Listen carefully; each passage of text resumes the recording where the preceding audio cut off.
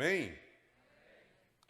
É ruim a gente falar amém e não escutar o eco, né, dos irmãos respondendo.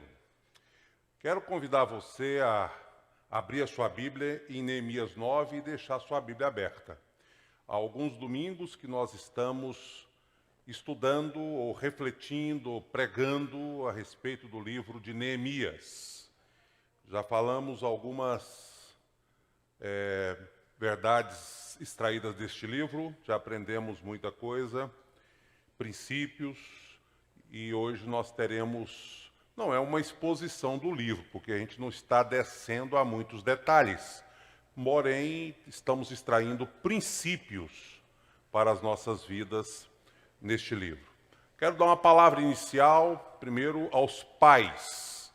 Quero cumprimentar todos os pais da família SEC, todos os pais que estão nos assistindo. E eu disse de manhã, e na live eu orei a oração do Pai Nosso, iniciando a nossa live de oração, lembrando que se você tem muita coisa boa do seu pai para celebrar e lembrar, amém. Se tem algum tipo de trauma, alguma coisa que você precisa esquecer, lembre que todos nós temos um pai perfeito, que é o nosso Pai que está nos céus, né? E esse Pai, ele não nos decepciona nunca.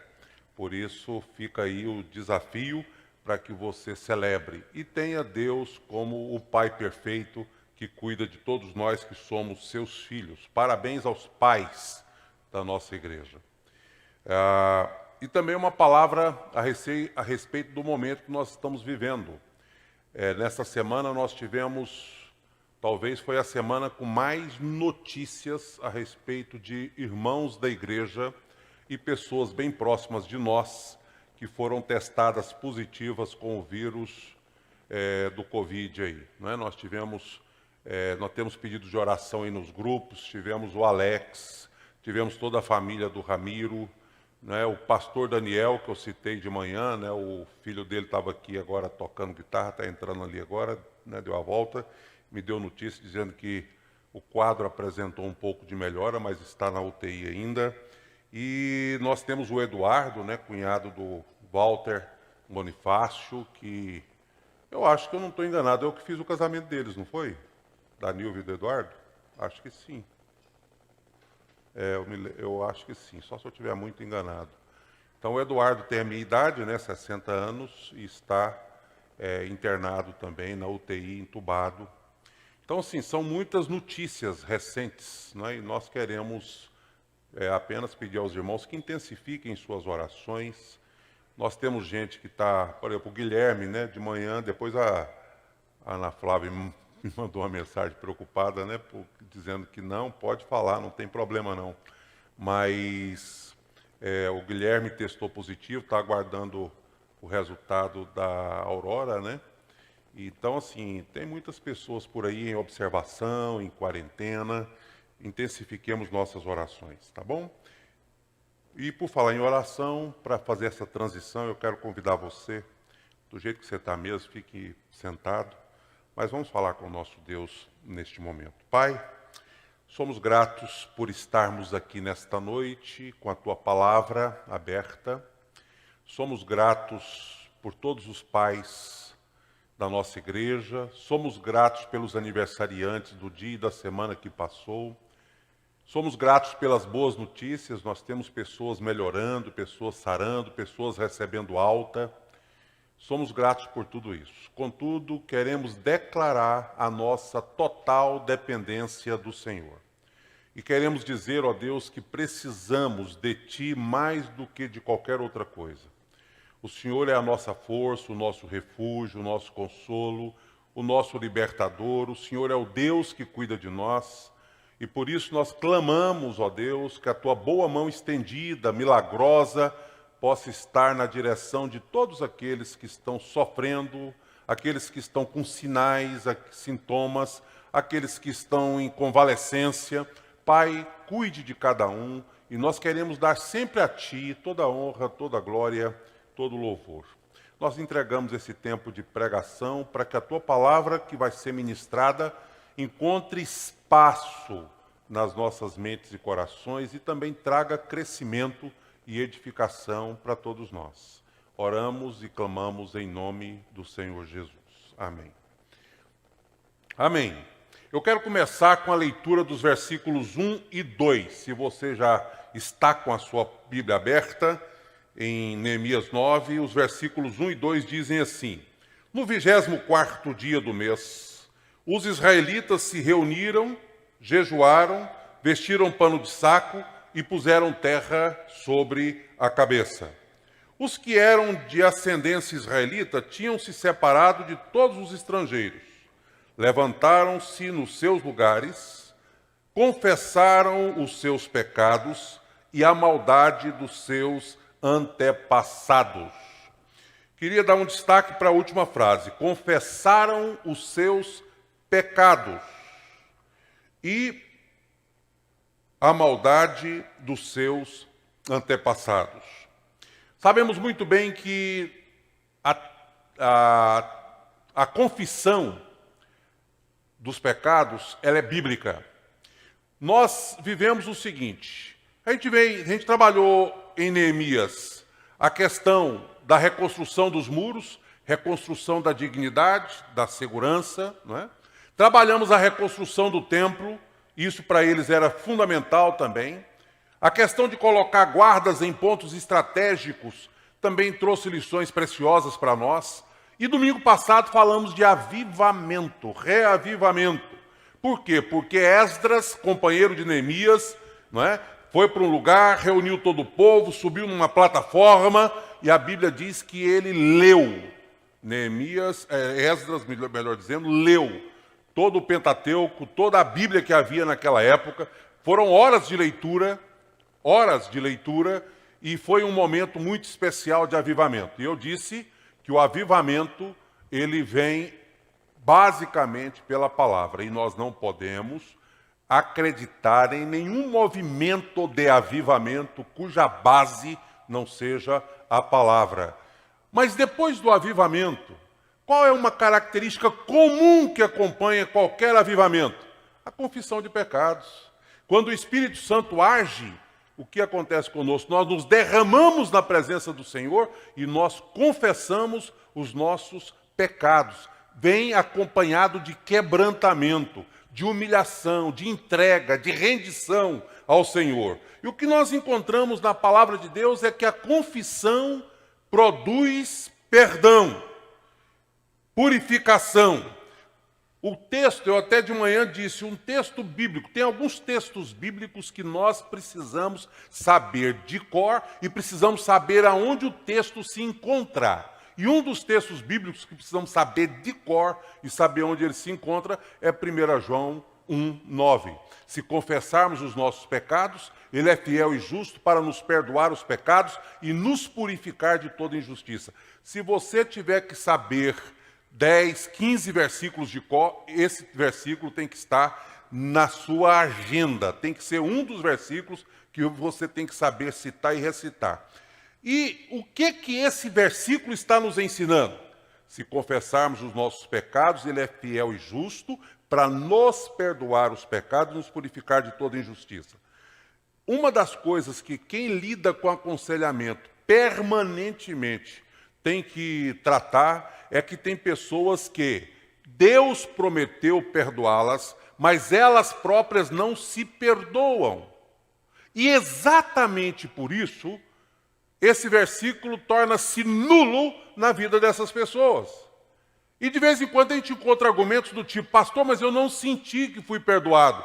O texto não está dizendo assim, se confessar os vossos pecados, der uma tremedeira, um arrepio, uma vontade de chorar, vocês estão perdoados. É isso que o texto está dizendo? O texto está fazendo uma afirmação. Se confessarmos os nossos pecados, ele é fiel e justo para nos perdoar os pecados e nos purificar de toda injustiça. Então, o que nós precisamos é nos apropriar desse princípio e dessa verdade, desta promessa da palavra de Deus, de que Deus está disposto a nos perdoar, purificar nossos corações, purificar nossas almas, purificar nossas mentes de toda injustiça. Promessa bíblica. Agora, Preste atenção, quando o mundo pensa em confissão de pecado, tem algumas coisas que a gente precisa pensar, elaborar. Por exemplo, confissão. Pode vir a imagem de um confessionário na sua cabeça. Para você que tem uma história na Igreja Católica, um confessionário é algo familiar, né? Um lugarzinho ali, um espaço pequeno, uma parede separando ali com alguns furinhos para quem está confessando falar e quem está ouvindo a confissão escutar, não é? Termina ali e você recebe, às vezes, uma orientação para você fazer algum tipo de penitência, algum tipo de prática para poder, então, receber o perdão pelo seu erro, pelo seu pecado. Deixa eu te falar uma coisa também bíblica, preste atenção nisso. Pecado, se você quer ser perdoado, você confessa para quem? Para Deus. Ele é que perdoa os nossos pecados. O próprio Jesus foi questionado pelos religiosos da época, dizendo assim, quem é este que perdoa pecados? Por quê? Porque o conceito de perdão de pecados, que o farisaísmo, o próprio judaísmo, a própria religião da época tinha o quê? Somente Deus pode perdoar pecado. Por que Jesus perdoou?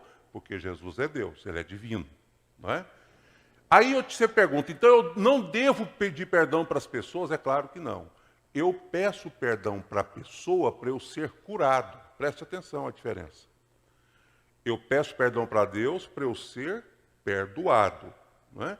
E a Bíblia diz, confessai os vossos pecados uns aos outros, mandamento de mutualidade. Então, não é errado e eu não devo, se eu tenho condições e dou conta, uma das coisas mais terapêuticas que existe é você ter seu companheiro de julgo, é você confessar o seu pecado para uma pessoa da sua confiança, é você pedir ajuda, é você ter um companheiro de oração que pode ajudar você em oração para você se libertar e curar. Isso é fundamental.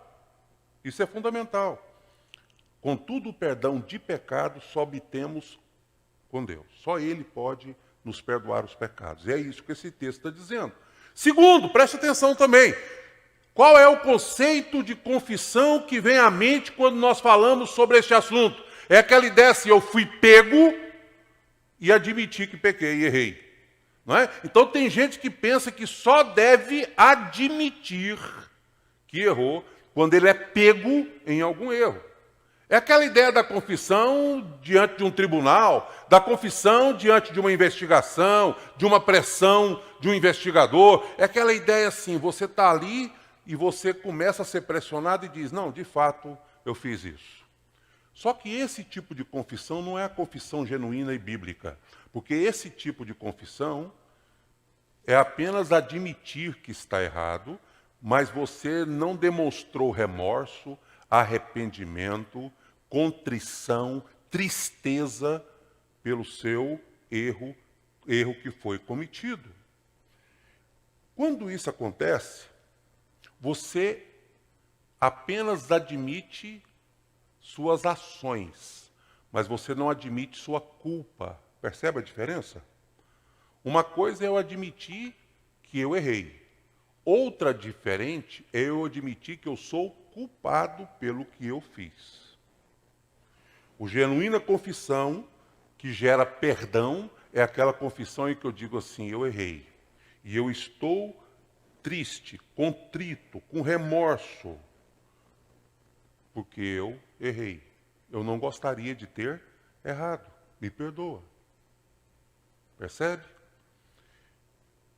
Tem muita gente que, ao ser descoberto, por exemplo, a mulher descobre um erro do marido, o marido descobre um erro da mulher, e por aí, amigos, etc. Aí depois que é descoberto o erro, aí a pessoa estou triste que você tenha descoberto. Ele não está triste porque ele errou. Ele está triste porque o outro soube ou descobriu que ele errou. Não há contrição, não há remorso, não há tristeza, não há arrependimento. Então, diante de tudo isso que a gente ouviu, hoje eu quero compartilhar com os irmãos, e eu vou ser muito objetivo assim nas colocações, Mas eu queria que você não perdesse a sequência do nosso raciocínio sobre a genuína confissão, a confissão que gera restauração, perdão, transformação. O que esta genuína e verdadeira confissão precisa conter? Dando mais uma olhada pincelada, assim, uma visão assim bem panorâmica do que nós já vimos até aqui, o povo de Deus, Israel, estava no exílio, vivendo debaixo de opressão por muitos anos. E essa opressão que eles estavam vivendo debaixo dela trouxe uma série de situações, conflitos, angústia, dores para a vida daquele povo. Depois da opressão, o povo vence, né, pelo Senhor, o Senhor dá a vitória para o povo, e eles então voltam para a cidade. Mas a cidade está desprotegida. E eles então vivem o tempo de vergonha, de medo, sem proteção, porque os muros significavam a proteção da cidade naquela época. Por um momento eles ficaram tímidos, porque afinal havia inimigos fazendo ameaças pertinentes, porque os inimigos tinham realmente força para derrotá-los.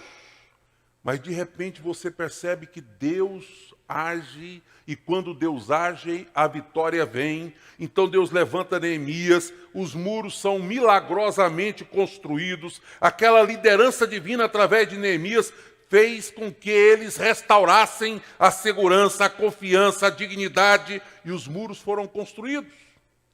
Também restauraram o culto, o templo foi reconstruído. Fizeram uma festa, celebraram com muita alegria. Leram a palavra. Momento de avivamento. Mas apesar de tudo isso, eles chegaram à seguinte conclusão. Quanta bênção. Muro construído, que bênção. Templo construído, que bênção. Nós não merecemos isso porque, afinal de contas, nós somos pecadores, falhos diante de Deus, e Deus continua misericordioso para conosco. Não faz sentido. A mente natural não consegue entender como Deus pode abençoar filhos rebeldes como nós somos, via de regra. Por isso que o genuíno avivamento produz o quê? Quebrantamento.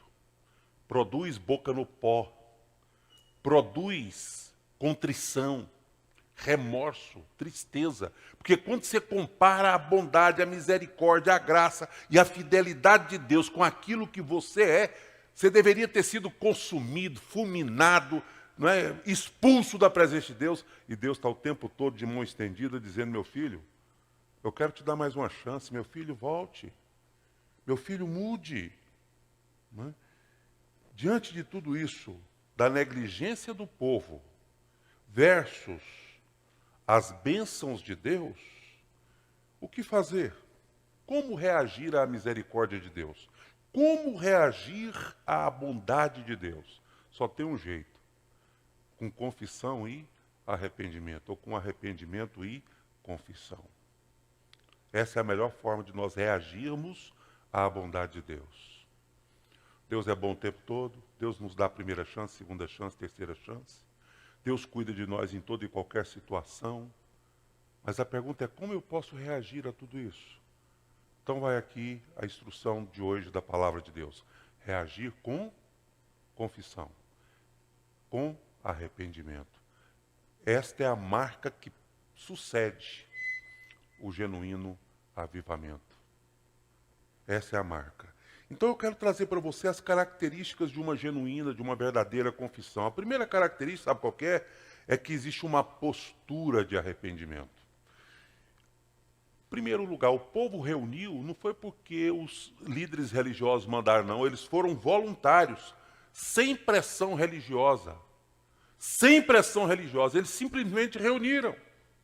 Coração contrito, decisão voluntária. Eles sabiam que precisavam estar na presença de Deus. Não se trata de um simples ritual religioso. Se trata de uma disposição de se derramar na presença de Deus, confessar os seus pecados e dizer: Senhor, não dá para viver longe da comunhão dos irmãos, não dá para viver longe da tua presença. É isso que acontece. Nesses tempos de pandemia, algumas pessoas dizem: pastor, o senhor podia gravar um vídeo, dar uma bronca no povo, porque o povo vai no supermercado, vai na farmácia, vai para o serviço e não quer vir para a igreja. E eu relutei e reluto e não quero fazer isso. Primeiro porque eu acho que cada um dá conta de si, tem gente que é sincero pelo medo que está enfrentando e não pode vir mesmo, tem pessoas com situações graves mesmo, e eu não quero que venham. Nós, como igreja, temos que também ter responsabilidade. E outra coisa que me move é que nós precisamos sentir falta. Eu preciso querer, sem pressão, sem nenhum tipo de pressão.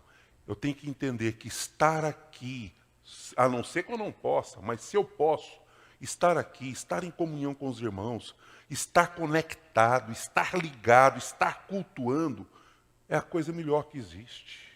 Eu não quero ficar longe disso. Eu não quero perder isso. Então tem que ser algo voluntário, iniciativa voluntária. E há isso no coração deste povo. Eles voluntariamente se reuniram. E aí, algumas características que eu vou pontuar aqui, elas são fundamentais para você entender. Primeiro, havia uma disposição de confessar. Confessar não é tarefa fácil. Confessar é um ato de fé e de coragem. É difícil confessar. Admitir erro é para os corajosos.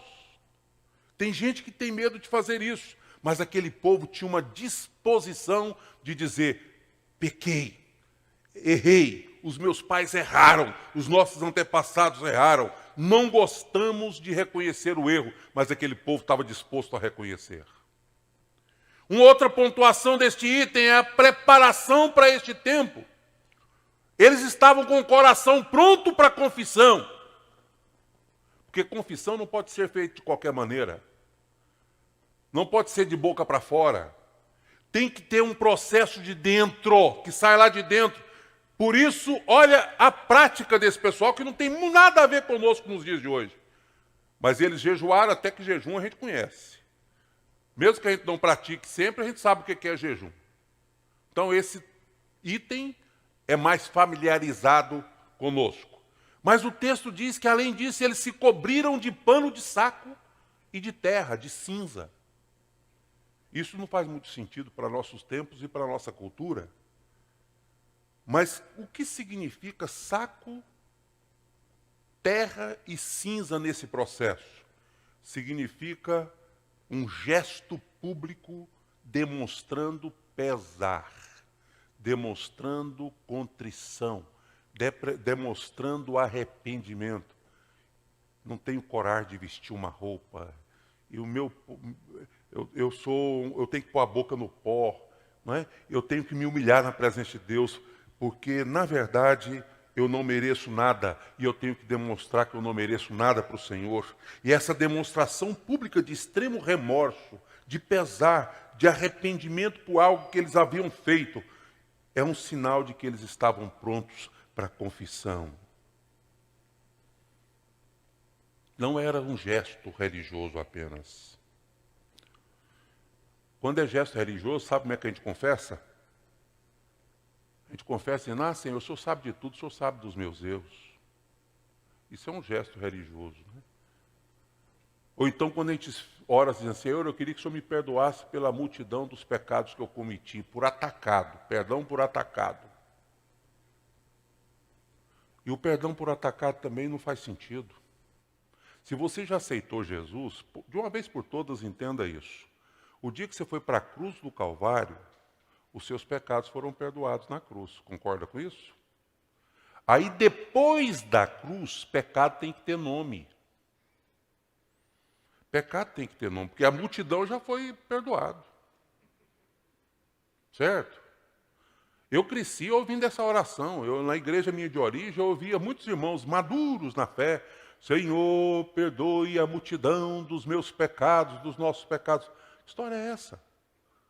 Você começou a vida nova, você nasceu de novo em Cristo Jesus. Quem nasceu de novo em Cristo Jesus, começou a vida nova, pecado tem nome. Senhor, eu quero pedir perdão porque eu menti. Eu quero pedir perdão porque eu adulterei. Eu quero pedir perdão porque eu fofoquei. Eu quero pedir perdão porque eu fui desonesto.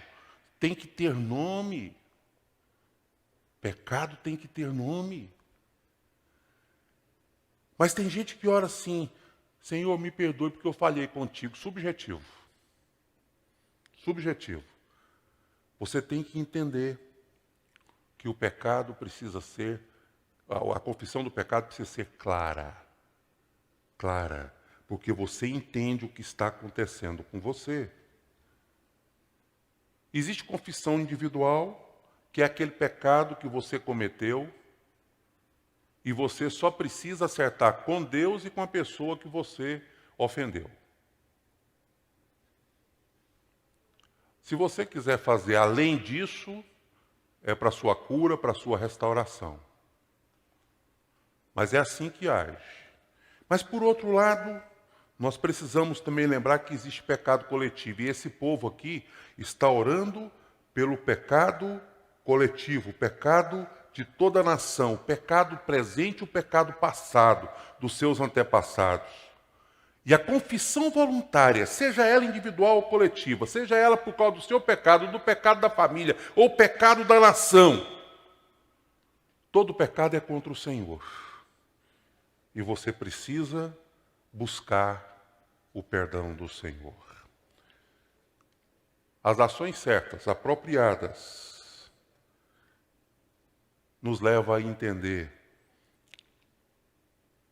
que a confissão genuína é fruto de algo que está lá no interior seu, remorso, arrependimento. É impossível a gente falar sobre isso sem lembrar de Davi. Como é que foi que Davi confessou no Salmo 51 o seu pecado? Primeiro, enquanto ele disse que fechou a boca e não confessou, ele adoeceu, ele sofreu, ele teve taquicardia, sensação de desmaio, envelhecimento precoce. Mas o dia que ele resolveu rasgar o peito, abrir o coração diante de Deus, numa confissão de pecado, ele começou assim: pequei contra ti somente, fiz o que é mal perante os teus olhos. E aí ele segue dizendo: lava-me completamente das minhas iniquidades, purifica-me dos meus pecados. E ele vai seguindo, ele pede para ele ficar limpo como o esopo, né? E vai seguindo, aí chega lá no versículo 12, ele diz: restitui-me a alegria da salvação. Sabe por quê? Porque não tem nada pior do que culpa na mente e no coração. Tira a alegria. Tem gente depressiva e sofrendo porque não teve ainda coragem, ousadia de passar pela genuína confissão. Você tem que estar disposto a reconhecer, preparar seu coração, se arrepender e confessar. Segunda característica da confissão genuína: ela vê Deus como redentor. Ela não olha só para si mesma, ela olha para Deus. Muitas vezes nós temos os nossos problemas, confessamos os nossos pecados, mas não conseguimos absorver o perdão porque nós não conhecemos o Deus para quem nós estamos orando. Em primeiro lugar, o versículo 5 diz: levantem-se e louvem o Senhor, o seu Deus, que vive para todo sempre. Deus está acima de todas as coisas. Ele foi chamado, ele foi o Deus que criou todas as coisas, exaltado acima de todas as coisas. Desculpe, a sua grandeza é reconhecida pelo povo. O verso 6 diz assim: só tu, Senhor, só tu és Senhor, fizeste os céus e os mais altos céus, e tudo o que neles há, a terra e tudo o que nela existe, os mares e tudo o que nele existe. Tu deste vida a todos os seres, e os exércitos dos céus te adoram. Percebeu? Se eu olhar assim para Deus e dizer, esse é o Deus que eu estou endereçando a minha confissão. Ele fez tudo sozinho. Ele sustenta tudo sozinho. Ele dá vida a tudo sozinho. Ele é soberano. Ele está acima de tudo e de todos. Nós não podemos fazer nada sozinho, porque nós somos altamente limitados e dependentes. Mas Deus fez tudo sozinho. Outra coisa que o texto diz, verso 7 e verso 8. Tu és o Senhor, o Deus que escolheu Abraão, trouxe-o de Ur dos caldeus e deu-lhe o nome de Abraão. Viste que o coração dele era fiel e fizeste com ele uma aliança, prometendo dar aos seus descendentes a terra dos cananeus, dos hititas, dos amorreus, dos ferezeus, dos jebuseus, dos gigazeus, e cumpriste a tua promessa, porque tu és justo. Que bênção! Obrigado. Deus chamou Abraão. Não deixou que nada faltasse para Abraão. Mostrou-se e revelou-se como Deus provedor. Um Deus que tem um plano completo, com começo, meio e fim. Versos 9 a 13, nós vamos aprender algumas coisas sobre este Deus provedor, protetor. Quando no verso 9 ele diz, viu o sofrimento e ouviu o clamor do povo. Verso 10 diz, fizeste sinais e maravilhas contra Faraó. Verso 11 diz, ele dividiu o mar, salvou o povo e derrotou o inimigo. Verso 12 diz, ele conduziu o povo com uma nuvem e uma coluna de fogo. Verso 13 diz, eles relembram o Monte Sinai com as ordenanças e os mandamentos excelentes. Veja quem é Deus. Gente, isso é fantástico. Você só pode entender o que significa confissão quando você entende para quem você está confessando. Quem é o Deus que você vai dirigir a sua oração.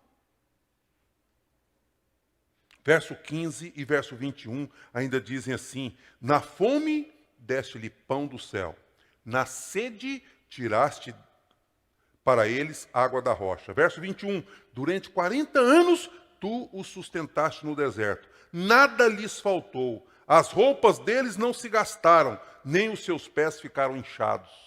Que bênção, que milagre. Deus cuidando do povo durante toda a trajetória, e agora Neemias está relembrando tudo isso.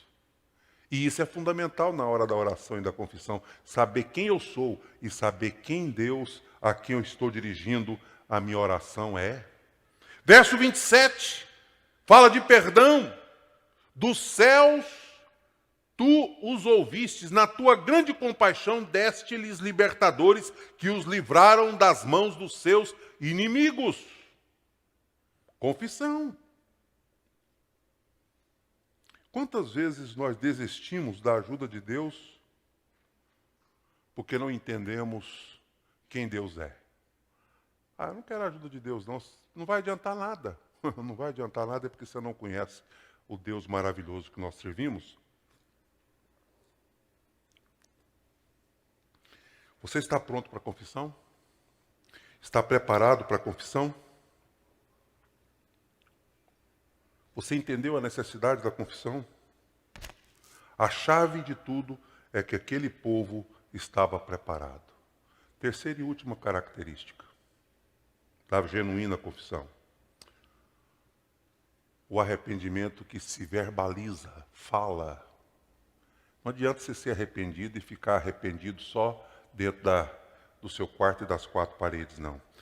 Falar sobre a tristeza e a consciência que você tem da extensão do seu pecado. Depois de um profundo remorso, depois de um arrependimento, reconhecimento, decisão de abandonar. Eu nunca esqueci do primeiro sermão que eu preguei sobre arrependimento. Aquela divisão super simples que ficou para sempre gravada na minha cabeça. O genuíno arrependimento compreende o reconhecimento do pecado, o aborrecimento do pecado e o abandono do pecado. Reconhecimento é o primeiro passo, ele é fundamental. Mas se você parar aqui, não adianta nada. Nós estamos cheios de pessoas que admitem, reconhecem, mas não muda de vida. Você tem que sentir tristeza. Pedro, quando o galo cantou, o que aconteceu? Ele descobriu que ele havia traído, enganado o mestre, igualzinho Jesus havia predito. Pedro, em verdade te digo, antes que o galo cante 3 vezes, tu me negarás. Eu, Senhor, eu vou contigo para a morte. E aí Pedro negou Jesus 3 vezes, 1, 2, 3, e o galo cantou, e Pedro foi totalmente atacado por uma tristeza profunda, um remorso tremendo. E a Bíblia diz que ele foi para um canto e chorou amargamente. O remorso leva para os prantos, para o choro amargo, o aborrecimento, a tristeza pelo pecado cometido. E o abandono. Vai e não peques mais. Porque não adianta. Alguém já falou assim, tem crente que o arrependimento dele é igual ao arrependimento do bêbado. Ele bebe sexta, sábado, domingo, segunda amanhece de ressaca e suspira que está arrependido. Quando foi sexta que vem, ele começa de novo. Bebe sexta, sábado, domingo, segunda amanhece com a cabeça pesada, arrependido. Mas nunca está disposto a abandonar, virar as costas. O arrependimento genuíno reconhece. O arrependimento genuíno, ele aborrece. E o arrependimento genuíno, o que ele faz? Ele abandona. Ele vira as costas para o pecado. O que acontece com esse povo? Esse povo é como se eles tivessem colocado uma placa na testa dizendo assim, sou culpado. Eu declaro, eu confesso que sou culpado. Imagine nos nossos relacionamentos. O cônjuge chega para o seu companheiro ou companheira e diz assim, querido, querida, eu admito que te ofendi, te machuquei. Te magoei. Joia? E vira as costas e sai de perto. Adiantou alguma coisa? Muitas vezes nós fazemos isso com Deus. O genuíno, ou a genuína confissão, não para aqui. A genuína confissão diz assim, querido ou querida, eu confesso, admito que te magoei, que machuquei você. Ofendi você. Aí dá o segundo passo e diz assim, e eu estou muito triste por ter feito isso. Está me incomodando ter feito isso. Eu estou arrependido de ter feito isso. Aí dá o terceiro passo e diz, você poderia me perdoar? Percebe? Sem dúvida alguma, a genuína confissão tem que trazer verbalização, palavras. E uma palavra sincera sobre toda a extensão do mal que eu provoquei.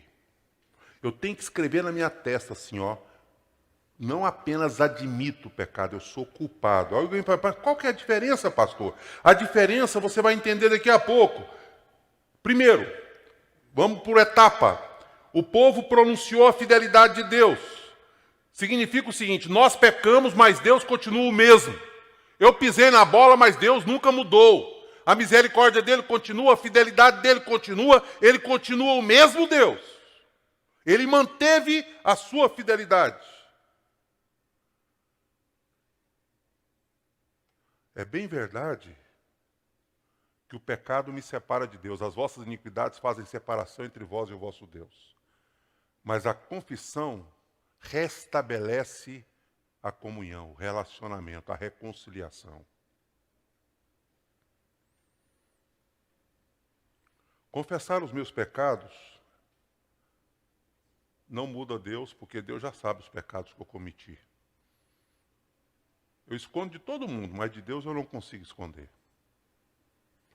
Confessar é apenas um ato para mudar a minha vida. E como Deus sabe se eu estou sendo sincero ou não, eu não engano Deus.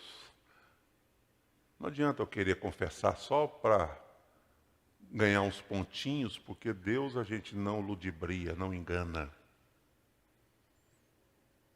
Você sabe qual é um outro aspecto muito importante quando eu descubro a fidelidade de Deus? Eu acho que se você entender isso que eu vou falar agora e não entender mais nada, você vai sair daqui muito feliz.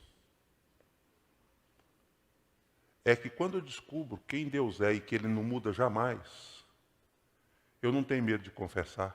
Porque confessar para a pessoa, a gente nunca sabe a reação, não é verdade? Se vai me perdoar. Às vezes vai perdoar, mas não vai querer saber de mim mais. Não é? Pode vir com a reação de violência. Não é assim? A gente não sabe a reação da outra pessoa. Mas deixa eu te dar uma boa notícia. Com Deus não é assim.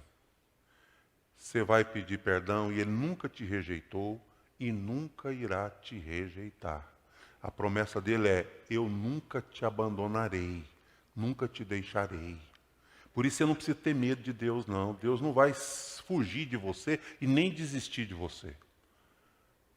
Paulo questiona o que ou quem vai nos separar do amor de Deus. Nada pode nos separar do amor de Deus que está em Cristo Jesus. Então você pode confessar sem medo. Deus não te rejeita. Deus não desiste de você. Segundo, o povo pronunciou seus pecados do passado. Preste atenção, porque isso aqui também é uma descoberta. Porque não é simples como simplesmente dizer, meus pais pecaram. O que está por trás dessa declaração e dessa confissão? Está por trás algumas coisas. Primeiro, preste atenção, o pecado dos outros me afetam. Segundo, o meu pecado afeta a vida dos outros. Cuidado. Quando você peca, você está pecando contra Deus e contra alguém. Você está ofendendo pessoas. Pessoas estão ficando marcadas, machucadas, feridas por sua causa. Mas quando você peca, ou quando outros pecam, melhor dizendo, você também vai sofrer as consequências do pecado dos outros. Por isso, nós não existimos no vácuo. Tem gente que pensa que não existe no vácuo. Você não existe no vácuo. Você existe no meio de gente. Tem gente que fala assim, se Adão e Eva não tivessem pecado, amigo, Adão e Eva é você. Sou eu. Você sabe por quê? Porque a humanidade se resumia em Adão e Eva. Então, a humanidade era Adão e Eva. Você é a humanidade, eu sou a humanidade. Então, a humanidade foi que pecou. Nós estávamos nele e por isso nós pecamos. Ponto. Não adianta ficar questionando isso. Agora, qual é o grande problema disso? É que muitas vezes nós transferimos e justificamos os nossos erros baseados. Mas se você não tivesse feito isso, se o meu pai não tivesse feito aquilo, se a minha mãe não tivesse feito aquilo, aí você começa a justificar o seu pecado e o seu erro baseado na ação dos outros. Na hora da confissão, você confessa os seus e os dos outros, e o da nação, da cidade, da família, da igreja. Mas esqueça, você não pode querer justificar o seu sofrimento, o seu pecado, os seus erros, baseado no pecado, no erro da mãe, do pai, do avô, do bisavô, da geração anterior. Por isso, você tem que ter o mesmo espírito de Isaías quando ele diz, sai de mim, estou perdido, porque sou um homem de lábios impuros. Ele assumiu o pecado dele. Meus lábios são impuros. Mas ele admitia que o pecado da nação também existia. E habito no meio de um povo que é tão pecador quanto eu. Então não é que eles são pecadores por causa de mim. E nem é que eu sou pecador por causa deles. Mas eu tenho minha responsabilidade no processo. Mas o povo todo tem a mesma responsabilidade no processo. Os versos 33 a 37 vai pôr tudo no plural. Primeira pessoa do plural. Fomos infiéis, hoje somos escravos por causa dos nossos pecados. O pecado é de todo mundo. Não é? E aqui, meus queridos, o verso 38 diz, em vista de tudo isso, estamos fazendo um acordo por escrito, assinado por nossos líderes, nossos levitas e nossos sacerdotes. Eu poderia terminar essa mensagem perguntando para você, você entendeu o que é uma genuína confissão? Você estaria disposto a fazer uma confissão ao Senhor nesta noite? E se eu tivesse trazido aqui um acordo, um contrato, uma aliança, algo escrito. Você poderia assinar e dizer, no dia 9 de agosto, eu fiz uma confissão ao meu Deus, admitindo os meus erros e as minhas culpas, pedindo perdão. Naquele dia eu me debrucei na presença do Senhor em arrependimento, contrição, remorso, tristeza de alma. Mas o Deus que é fiel e misericordioso me perdoou.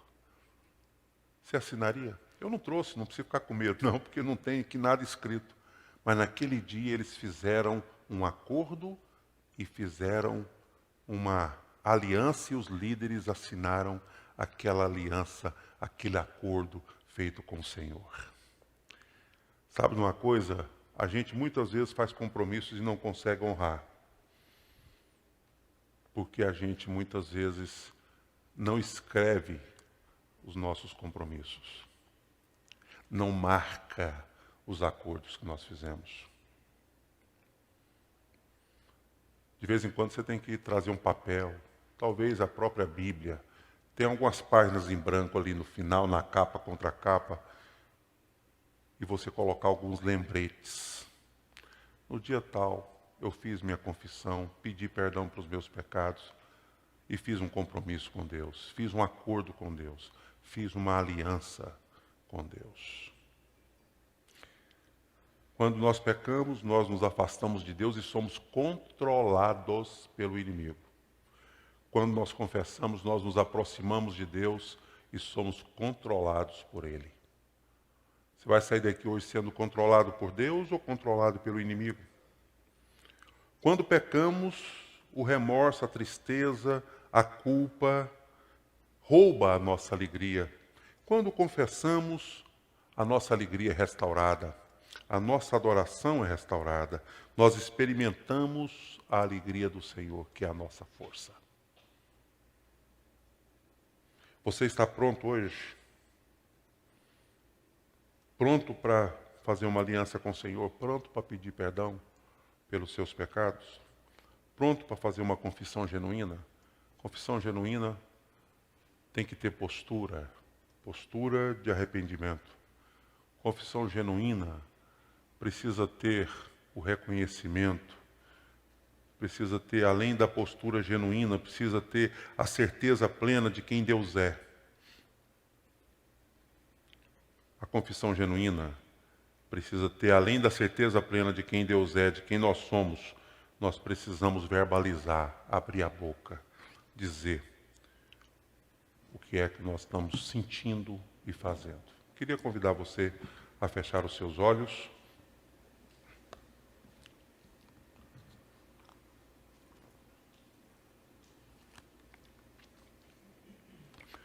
Gostaria de pedir a cada um que pensasse inicialmente em si mesmo,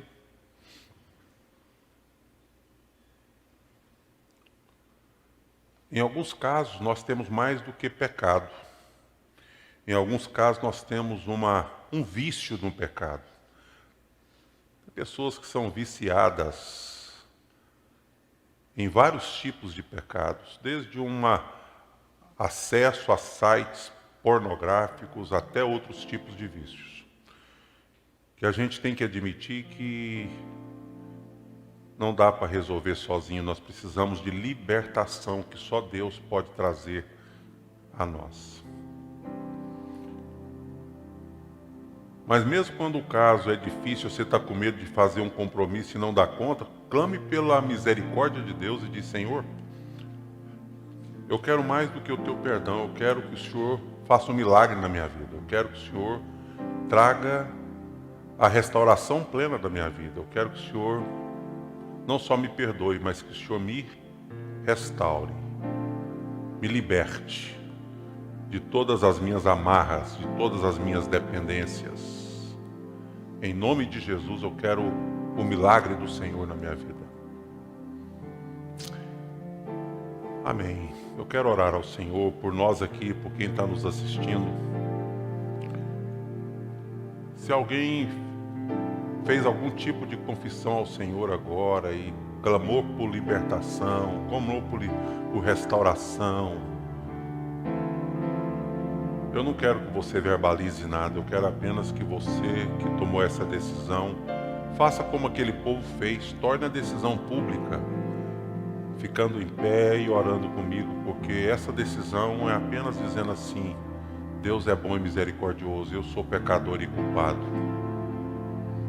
e eu preciso de libertação, eu preciso de restauração, eu preciso de cura, eu preciso de vida nova.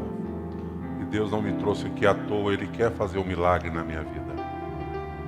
Ele quer fazer algo novo na minha vida.